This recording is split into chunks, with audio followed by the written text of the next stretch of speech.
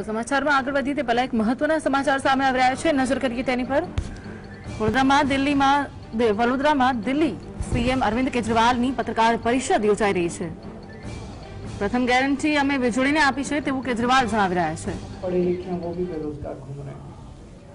सरकारी नौकरी के लिए अप्लाई करते हैं तो पेपर फूट जाते हैं, पेपर लीक हो जाते हैं। तो रोजगार के लिए हमने गारंटी दी कि दिल्ली में हमने पिछले कुछ वर्षों में 4-5 साल में 12 लाख रोजगार दिए बच्चों को, 12 लाख बच्चों को रोजगार दिए। हमें रोजगार देने आते हैं, हमारी नीयत भी साफ है। तो जैसे दिल्ली में दिए वैसे यहाँ पे हर बेरोजगार युवा को अगले 5 साल में गुजरात के हर बेरोजगार युवा को रोजगार देंगे। और जब तक रोजगार नहीं मिल जाता तब तक 3,000 रुपए महीना बेरोजगारी भत्ता देंगे। तीसरी गारंटी दी कि 10 लाख सरकारी नौकरियां तैयार करेंगे। 10 लाख सरकारी नौकरी, इसका पूरा खाका तैयार किया, हवा में बात नहीं कर रहे। 10 लाख सरकारी नौकरियां तैयार करेंगे। चौथा, इतने पेपर क्यों फूटते हैं, इतने पेपर लीक क्यों होते हैं? क्या इस एक सरकार को पेपर करने नहीं आते, पेपर कंडक्ट करने नहीं आते, एग्जाम कंडक्ट करने नहीं आते? इसके खिलाफ एक सख्त कानून बनाएंगे जिसमें सख्त सजा का प्रावधान करेंगे कि जो लोग पेपर फोड़ने के लिए जिम्मेदार हैं उनको सख्त से सख्त सजा दी जाएगी, फाइनेंशियल भी और जेल भी। और पांचवा, जो कोऑपरेटिव सेक्टर के अंदर अभी जितनी नौकरियां हैं गुजरात में वो सारे अपने भाई भतीजे रिश्तेदारों को सिफारिश से मिलती है, पैसे से मिलती है, उसको ट्रांसपेरेंट पारदर्शी तरीके से सबके लिए वो नौकरियां खोली जाएंगी। कल व्यापारियों से मुलाकात हुई। व्यापारियों को गुजरात में डराया जाता है, धमकाया जाता है। खबरदार केजरीवाल की मीटिंग में गए तो ये तो गलत बात है यार, मैं कोई आतंकवादी शरीफ आदमी हूँ। मेरी मीटिंग में जाने से किसी को क्या प्रॉब्लम है, क्यों रोकते हैं उनको? ये तो गलत बात है। व्यापारियों को इतना डराते हैं, इतना धमकाते हैं, हर तरह से डराते हैं। ये डर खत्म करेंगे, व्यापारियों को इज्जत की जिंदगी देंगे। व्यापारियों ने हमारे देश के अंदर होना चाहिए, केवल आदिवासी समाज क्यों, सबके लिए होना चाहिए। पर आदिवासी समाज के लिए प्रावधान है, ग्राम सभा की मर्जी के बिना कोई एक्शन किसी सरकार को लेने का अधिकार नहीं है, वो सख्ती के साथ लागू किया जाएगा। और ट्राइबल एडवाइजरी कमेटी है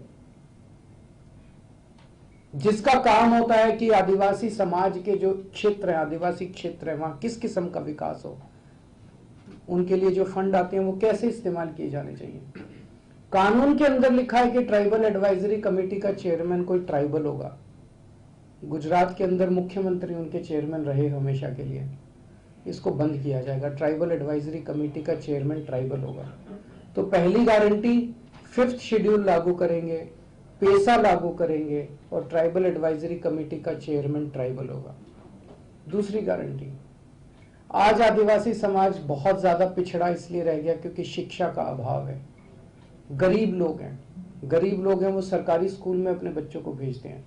सरकारी स्कूल हैं नहीं, हैं तो टूटे हुए पड़े हैं, पढ़ाई होती नहीं है, इसीलिए आदिवासी समाज के बच्चे गरीब रह जाते हैं, पिछड़े रह जाते हैं। दिल्ली के अंदर हमने शिक्षा को शानदार बना के दिखाया। आज मैं आदिवासी समाज के भाइयों बहनों सबको, माताओं बुजुर्गों को मैं आश्वासन देना चाहता हूं कि जैसे दिल्ली के स्कूल हमने अच्छे किए हैं, हर आदिवासी गांव के अंदर अच्छा स्कूल खोलेंगे ताकि बच्चे एक पीढ़ी के अंदर, अगर हमने अच्छी पढ़ाई दे दी बच्चों को, एक पीढ़ी के अंदर पिछड़ापन भी दूर होगा और उनकी गरीबी भी दूर होगी। तीसरी चीज, उनके मेडिकल के लिए कोई सुविधा नहीं है। अगर कोई बीमार हो जाए तो प्राइवेट अस्पतालों में ले जाओ, प्राइवेट में तो आदमी मर जाता है, इतना पैसा लूटते हैं। और सरकारी के अंदर कोई इलाज नहीं है, सरकारी अस्पतालों का कोई वहां पे है ही नहीं, डिस्पेंसरी नहीं है।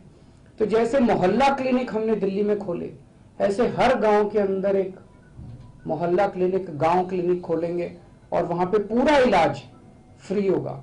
उनके लिए स्पेशल अस्पताल खोले जाएंगे, आदिवासी इलाकों के अंदर स्पेशल मल्टी स्पेशलिटी हॉस्पिटल खोले जाएंगे, जहां पे दिल्ली में चाहे कोई अमीर है चाहे गरीब है, सबका इलाज हमने पूरा मुफ्त कर दिया। बड़े से बड़ा ऑपरेशन भी फ्री में होता है। आदिवासी इलाके के अंदर भी व्यवस्था करेंगे कि सारा इलाज उनका मुफ्त किया जाएगा। चौथी चीज, कास्ट सर्टिफिकेट लेने में भी बड़ी दिक्कत आती है। इतने पेज इतनी फॉर्मेलिटीज को सिंप्लीफाई करेंगे, सिंपल करेंगे, इसका प्रोसेस सिंपल करेंगे ताकि आसानी के साथ किसी को कास्ट सर्टिफिकेट मिल सके। पांचवी चीज, जिन आदिवासी जो बहुत ज्यादा गरीब है, जिनके सर पे छत नहीं है, उनको घर दिया जाएगा। और छठी चीज की सड़क, हर गांव तक सड़क पहुंचाई जाएगी। बाकी जो दूसरों के लिए गारंटी है, रोजगार देंगे वो आदिवासी समाज को भी देंगे, फ्री बिजली देंगे वो आदिवासी समाज को भी देंगे। तो ये 6 गारंटी आज मैं आदिवासी समाज के लिए ऐलान करते हुए मुझे बेहद खुशी हो रही है।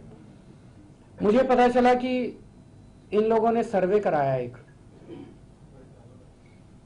उस सर्वे में गुजरात के अंदर इन लोगों ने पूछा लोगों से, गुजरात के लोगों से, भाई केजरीवाल आके कह रहा है कि फ्री शिक्षा देंगे, फ्री शिक्षा देंगे, फ्री शिक्षा देंगे, फ्री शिक्षा होनी चाहिए क्या? 99% लोगों ने कहा कि शिक्षा फ्री होनी चाहिए। फिर इन्होंने पूछा कि केजरीवाल कह रहा है कि फ्री अस्पताल, फ्री इलाज देंगे, फ्री इलाज देंगे पूरे गुजरात में, तो 97% लोगों ने कहा कि फ्री इलाज होना चाहिए। फिर उन्होंने पूछा कि केजरीवाल कह रहा है बिजली फ्री देंगे, बिजली फ्री देंगे, ऐसे तो लुट जाएगा, राज्य लुट जाएगा। 91% लोगों ने कहा कि बिजली तो फ्री होनी चाहिए। तो पूरा गुजरात आज आम आदमी पार्टी के साथ खड़ा है। तो उन्हें उनके सर्वे में भी ये आ रहा है कि जो घोषणा हम कर रहे हैं वो जनता उसको पसंद कर रही है। आने वाला चुनाव आम आदमी पार्टी और बीजेपी के बीच में होने वाला है।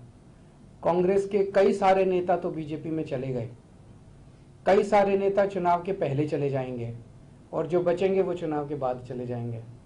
तो एक तरह से अब मोर और लेस गुजरात कांग्रेस का गुजरात बीजेपी में मर्जर होने जा रहा है थोड़े दिन के। इनकी ये जो इलू मतलब आई लव यू, तो इलू की जो राजनीति अभी तक चल रही थी बीजेपी और कांग्रेस की, अब ये खत्म है। अब ये इलू नहीं चलेगा, जनता की राजनीति चलेगी। जनता की राजनीति केवल आम आदमी पार्टी करती है। ये चुनाव बीजेपी और आम आदमी पार्टी के बीच में सीधी टक्कर होगी। एक तरफ 27 साल का कुशासन है, भ्रष्टाचार है, जहरीली शराब है, सब कुछ गड़बड़ है, और एक तरफ एक नई राजनीति है, नए चेहरे हैं, नए युवा हैं, एक नई उम्मीद है। अगर आपके कोई प्रश्न है तो। सर, गुजरात में कोई तीसरा मोर्चा एग्जिस्ट ही नहीं हुआ है, कितनी उम्मीद कर रही है जिस तरह से आपको लोगों का प्रतिसाद मिल रहा है? लोगों को बहुत उम्मीद है, लोग बहुत खुश हैं। लोग कह रहे हैं कि पहले ये दोनों रल मिल के करते थे सब कुछ, वो बंद हो गया, इसीलिए ये लोग घबराए हुए हैं, इसीलिए ये लोग तंग कर रहे हैं। हमें दिल्ली में तंग कर रहे हैं, क्योंकि गुजरात में परेशान है तो हमें दिल्ली में तंग करते हैं। सर, इस तरह से लव जिहाद के बाद अब लैंड जिहाद सामने आया है। गुजरात के महसूल मंत्री ने कल मातर जो है वहाँ पर जो किसानों का जमीन, कुछ लोगों ने वो जमीन वहाँ पे हड़प ली, इस तरह से उन्होंने पकड़ा है, पूरा स्कैंडल और लैंड जिहाद का नाम दिया है। क्या है मामला? क्या है? गरीबों की जमीन फर्जी कागज बनाकर हड़पने का मामला सामने आया, राजस्व मंत्री ने खुद पकड़ा है और उसको लैंड जिहाद बोला है। मुझे पूरा नहीं पता। अगर किसी ने किसी की जमीन अगर हड़पी है तो हड़पनी नहीं चाहिए, किसी भी गरीब की जमीन तो हड़पनी नहीं चाहिए, गलत बात है। किसी को भी किसी की जमीन हड़पने का अधिकार तो नहीं है। बीजेपी का भ्रष्टाचार है ना जी, जब हड़प लिया ना किसी ने तो बीजेपी का वो तो गलत है, हड़पना नहीं चाहिए किसी का। एक सवाल और भी है कि आज नीति आयोग की बैठक है, केसीआर ने बाइकआउट किया तो उनको निजाम ऑफ हैदराबाद कह दिया गया। आप भी विपक्ष की बड़ी आवाज है, कैसे देखते हैं पूरे मामले? मेरे से आप बिजली की बात करो, अस्पताल की बात करो, शिक्षा की बात करो, जनता को इनसे कुछ लेना देना नहीं है यार। आप मेरे को वोट देना, मैं आपको यकीन दिला रहा हूँ आपके बच्चों का भविष्य बना दूंगा मैं, और इनको वोट दोगे तो ये जहरीली शराब पिलाएंगे आपको बच्चों को। निर्णय आपको करना। मेरे को इनसे लड़ना झगड़ना नहीं है, मेरे को इनसे गाली गलौज नहीं करनी, मेरे को आती नहीं गाली देनी। सर, आपका मुख्य प्रधान कौन होगा गुजरात में यदि आम आदमी पार्टी जीतती है तो? आप होंगे। सर, गुजरात में हर गुजराती सीएम बनेगा, हर गुजराती सी एक अलग किस्म की, हम एक अलग उम्मीद लेके आए हैं, नई उम्मीद लेके आए हैं, नई राजनीति लेके आए हैं। देश के अंदर पहली पार्टी है जो ईमानदारी की बात करती है। मैं आपसे पूछता हूं, कोई पार्टी कह सकती है कि हम ईमानदार हैं? कोई कह सकती है? किसी में हिम्मत ही नहीं है। कोई पार्टी कह सकती है कि हमें वोट दो, हम आपके बच्चों के लिए स्कूल बना देंगे? कह ही नहीं सकते। इतने साल हो गए इनको राज करते करते, अभी तक स्कूल नहीं बनाए। क्यों नहीं बनाए? अगर हम 5 साल के अंदर स्कूल बना सकते हैं, ये नहीं बना सकते थे? बना सकते थे, बनाना नहीं चाहते, नीयत खराब है। सर, एग्रीकल्चर पर आपकी आलोचना हो रही है, लेकिन रेवड़ियां तो अब गुजरात में भी बटनी शुरू हो गई है। अच्छा, मैं आपसे पूछता हूँ, सस्ता हो रहा है। और मैं आपसे पूछता हूँ, जी, मान लीजिए आप बैंक से लोन लेते हैं, आप टाइम पे लोन वापस नहीं करते, तो बैंक क्या करता है? आपकी जमीन की कुर्की करने आता है। फिर आप किसी के पास जाते हैं, मंत्री, मुख्यमंत्री, बचा लो, कोई बचाता है आपको? नहीं बचाता। इन्होंने अपने दोस्तों के 10 लाख करोड़ रुपए माफ कर दिए। 10 लाख करोड़ रुपए किस लिए माफ किए? 10 लाख करोड़ रुपए माफ कर दिए अपने दोस्तों के। अब पैसे कम पड़ गए, अभी इनको और माफ करने हैं, तो कह रहे हैं फ्री शिक्षा नहीं होने देंगे, फ्री अस्पताल नहीं होने चाहिए, घाटा होता है सरकार को, बच्चों को फ्री शिक्षा मत दो, फ्री अस्पताल नहीं बनने चाहिए।